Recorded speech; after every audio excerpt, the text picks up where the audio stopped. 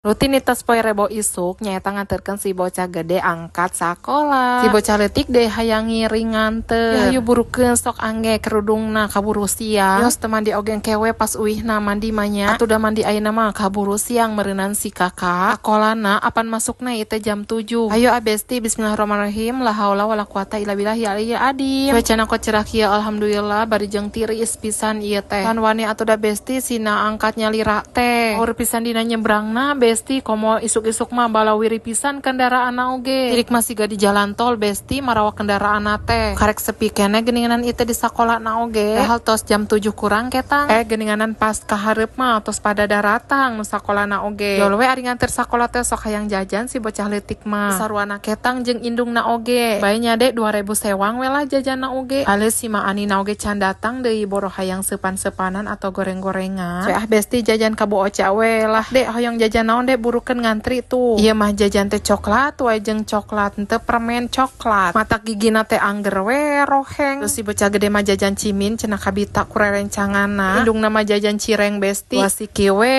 kur ngaganjel beuteung hungkul. Ngarah teu ngagegeber apanan can masak ieu teh balik ti dieu teh ka warung langsung masak deui. Si bocah gede tos arasup ka kelas, hayu ah deh urang uih heula. Tapi ketang deh urang ka warung heula, urang meser tempe sareng pindang keur si miut. Biasa we si miut mah sapoena jatah pindang we 6.000. Bari jeung sok disoro di ku si ucing aki-aki. Atuh da sok asup ka rorompok wae si ucing aki-aki teh. Meureunan menta tuang. Teu dibere karunya atuh da. Singkat carita ieu tos dugi di rorompok sesi ka warung namahan teu ka video abesti. Atuh da rariweuh besti midon age kumaha.